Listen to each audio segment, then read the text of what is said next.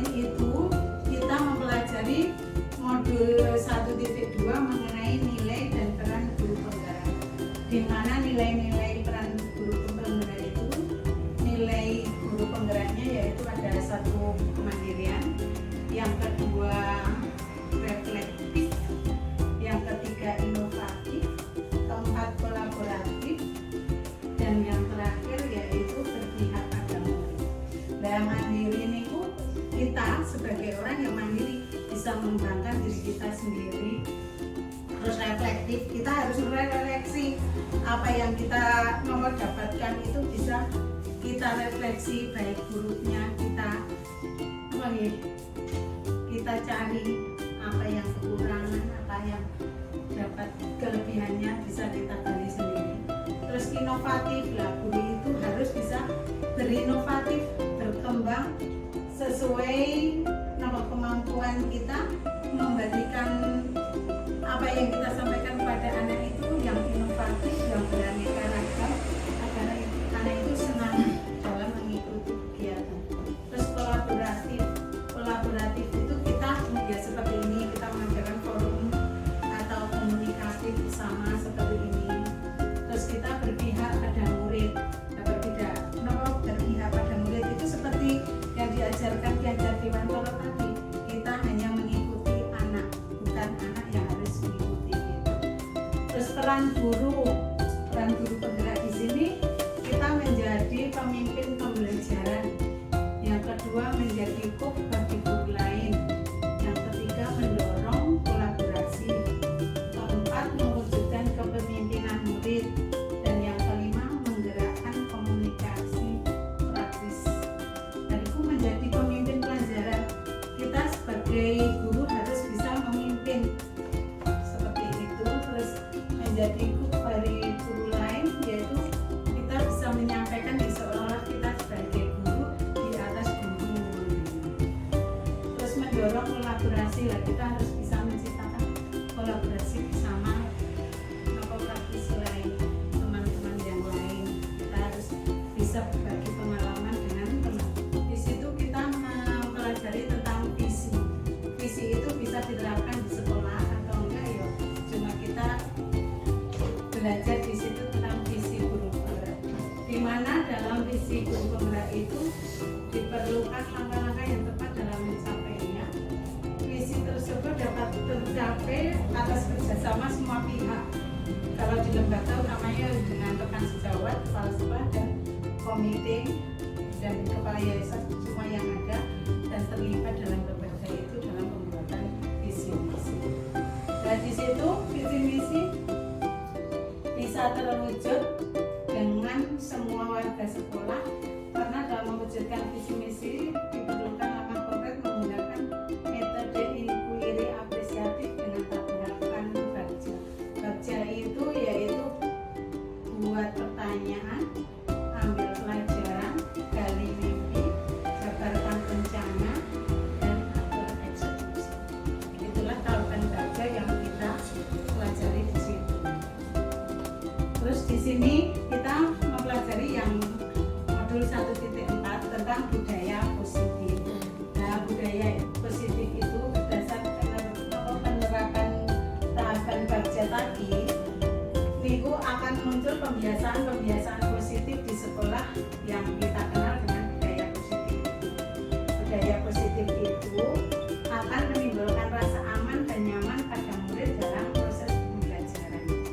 Budaya positif juga dapat mendorong murid untuk mampu berpikir, bertindak, dan mencipta sebagai proses kemerdekaan dirinya, sehingga murid lebih mandiri dan bertanggung jawab. Budaya positif itu dapat menyenangkan dalam pembelajaran anak.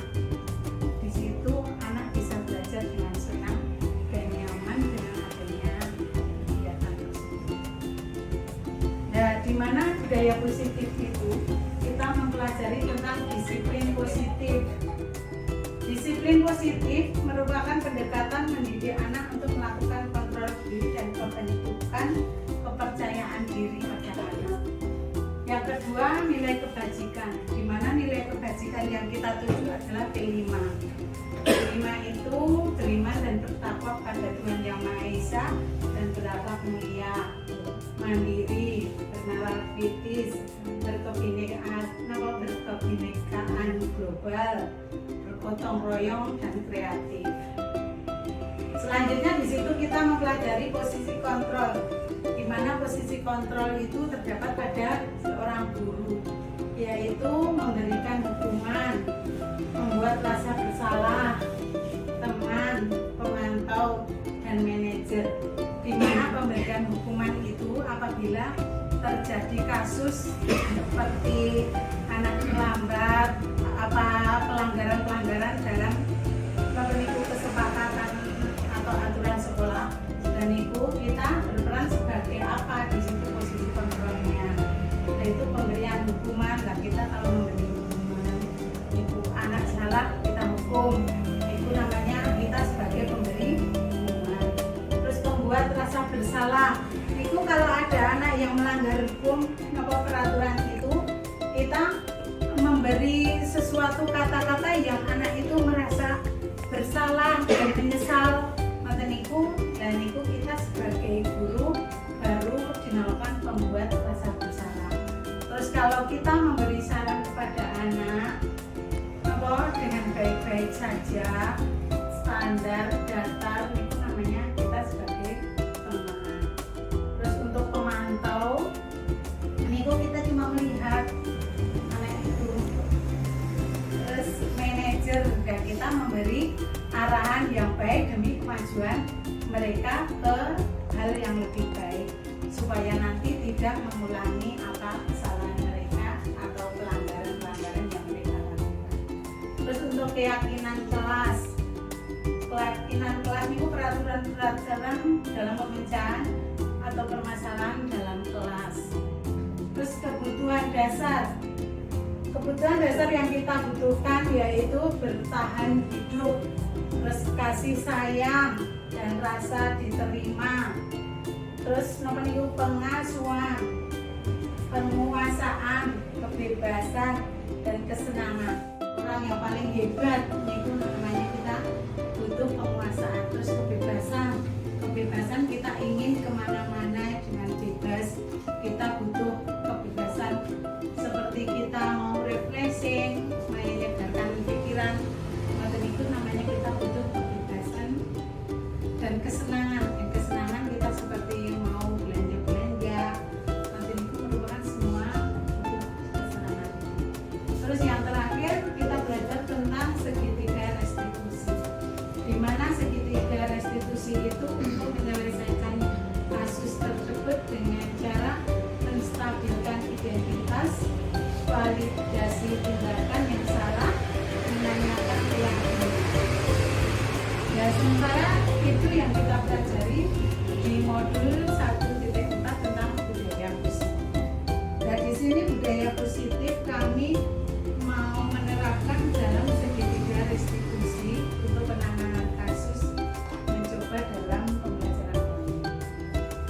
Ya, di mana pengertian restitusi tersebut adalah proses penciptaan kondisi bagi murid untuk memperbaiki kesalahan mereka sehingga mereka bisa kembali pada kelompok mereka dengan karakter yang kuat menurut Quotient tahun 2000. Restitusi bukan untuk menebus kesalahan, melainkan sebuah tawaran dan bukan paksaan. Restitusi membantu murid menjadi lebih memiliki tujuan, memiliki disiplin positif, dan memulihkan dirinya setelah berbuat kesalahan.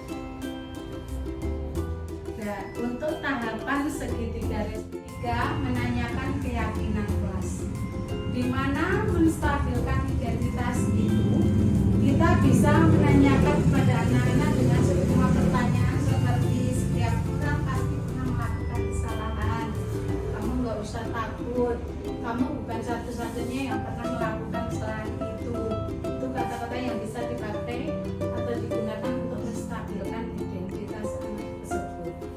Yang kedua yaitu validasi tindakan yang salah.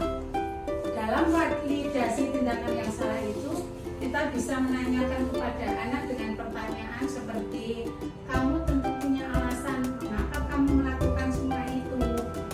Adakah cara yang lebih efektif untuk mendapatkan apa yang kamu butuhkan?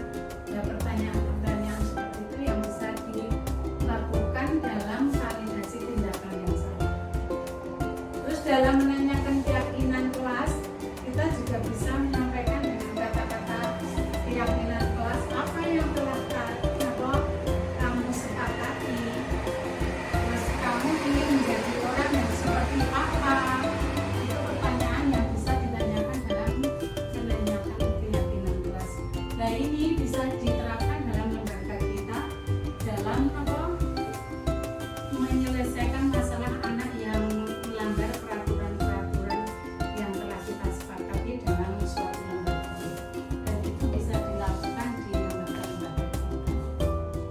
Sementara itu, dan di sini kami mempunyai contoh kasus yang ringan, yaitu kasus pada anak yang terlambat karena bangunnya kesiangan.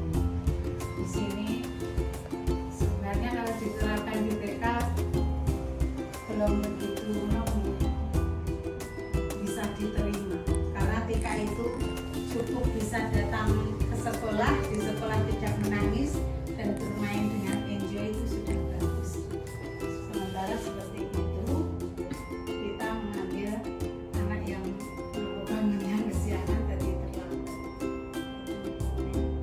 Nah, ini contohnya, dan di situ kita menanyakan dengan metode segitiga restitusi. Pertanyaan-pertanyaannya mungkin tersusun dengan alur yang tepat, tapi itu mungkin kurang tepat. Karena untuk TK penerapannya kalau dibuat seperti untuk di SMP atau SMA, aku takutnya pertanyaan itu nggak bisa dijawab untuk anak-anak TK kita. Makanya aku beri pertanyaan yang sekiranya anak itu cuma bisa menjawab sederhana, karena bahasa-bahasanya sudah sederhana.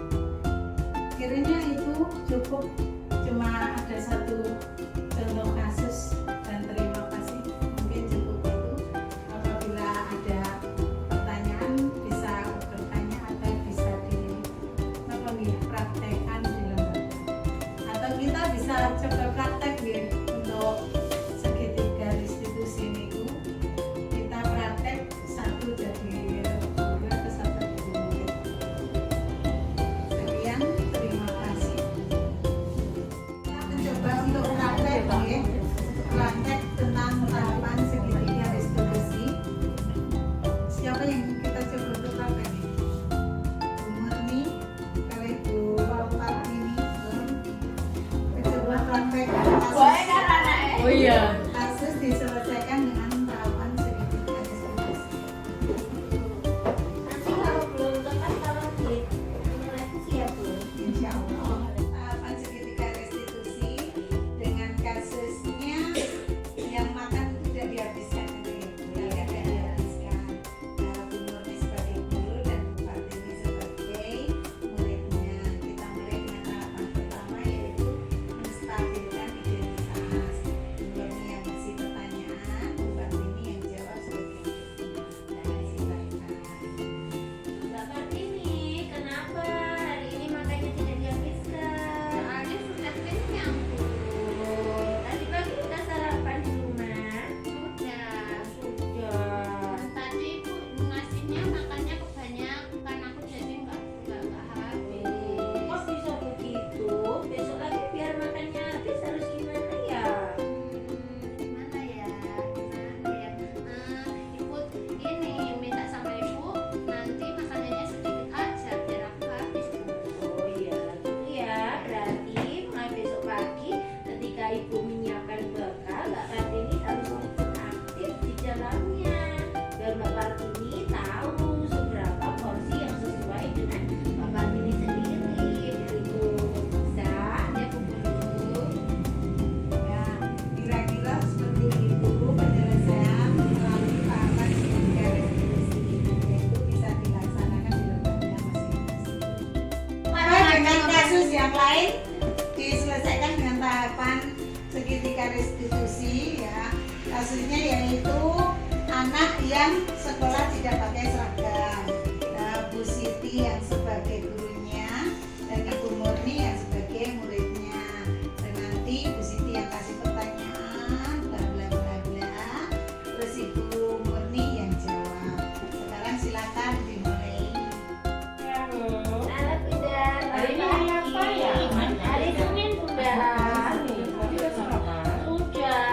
Hari sudah ya pagi ya? Enggak, mana hebat. Oh pinter. Tapi kok hari ini kelihatannya ada yang salah ya kita. Oh iya, aku udah pakai baju loh Bun. Tapi Tapi pakai baju juga. Tadi pakainya dipakai sendiri atau pakai itu? Pakai sendiri. Iya, hebat. Tapi coba kita lihat bareng yuk. Kalau hari Senin itu biasanya pakai baju apa ya? Nah, kalau hari ini hari Senin kita pakai baju biru putih. Terus sekarang coba lihat Mbak Murni pakai baju apa? Oh, berarti itu salah atau benar nah? Salah. Salah apa ya? Lah bajuku baru dicuci Ibu, masih basah. Oh, masih basah. Terus kalau masih basah tadi pakai baju salah berarti ya? Salah Bu. Masih basah. Iya, besok kita bisa pakai seragam. Hari Senin seragam masih biru putih ya? Berarti kita harus bagaimana ya? Salah Bu. Masalahnya gini, nanti lagi musim hujan Bu. Jadi bajunya lagi gini itu ditutup-tutup. Oh, gitu. Makanya kan kemarin hari Minggu baru dicuci jadinya nggak kering. Nanti ya Bu, aku sampai rumah bilang Ibu dulu ya. Kata Bu Guru, seragam sini tadi salah Bunda. Besok harus ganti yang seragam hari Selasa putih gitu ya. Sip, pintar. Berarti nanti bajunya biar kering terus dijemur. Terus Maksudnya beda kalau basah. boleh, tapi setrikanya nanti hanya trika harusnya ibu atau Mbak Murni ya? Karena Ibu. kalau pakai mesin apa tadi setrika itu bahaya atau tidak? Panas. Jadi boleh tidak kita bermain dengan Biar tidak nah, pintar. Jadi nanti kita bilangnya sama ibu biar bajunya bisa dipakai dulu. Selasa harus bagaimana tadi? dijemur dulu. Jemur, terus Hilangin angin, Pintar. terus disetrika. Sip. Tapi bilang Ibu ya Bu. harus bilang sama ibu pintar. Cara bilangnya Iya Bu. sayang diri cintaku. Demikian tadi dalam kami berbagi apa yang kita pelajari dalam guru penggerak angkatan 7. Semoga bermanfaat bagi panjenengan semuanya dan kami ucapkan banyak terima kasih karena telah meluangkan waktu dalam pelancaran tugas kami ini. Ucapan kami hanya bisa terima kasih. Semoga apa yang kalian berikan dapat imbalan yang terbaik dari Allah. Amin. Semoga sukses.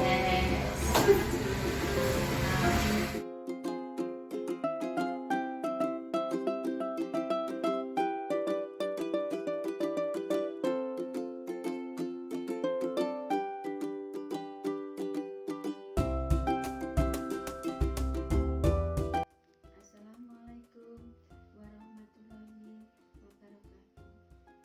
Saya Nuste Handayani, Kepala Sekolah TK 01 Tawangan, tepat di mana Ibu Sri Puryanti mengajar.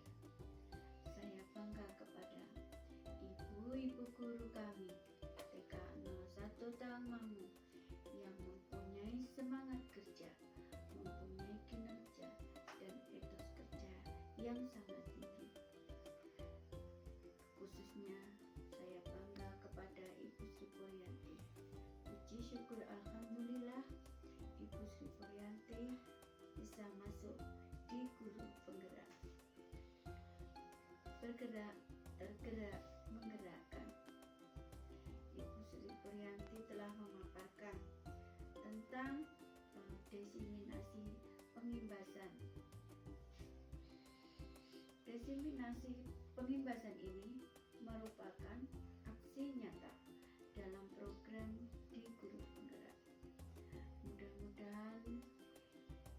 pembahasan ini yang dipaparkan oleh Ibu Sri Puryanti bersifat permanen.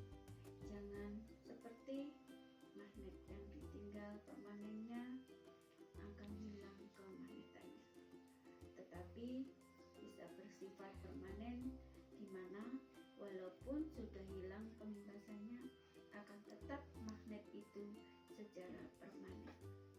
Mudah-mudahan diseminasi yang telah disampaikan oleh Ibu Sri Puryanti akan menjadikan suatu motivasi, menjadikan contoh diimbas guru-guru TK 01 Taman, dan nantinya akan menjadikan anak-anak menjadi meningkat kedisiplinannya, meningkatkan motivasi untuk belajar, dan meningkatkan capaian pembelajaran serta menghasilkan sikap kemandirian dan pembiasaan bagi anak.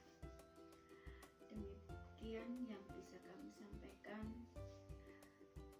Tetap semangat dalam mengikuti program Guru Penggerak. Terima kasih. Wassalamualaikum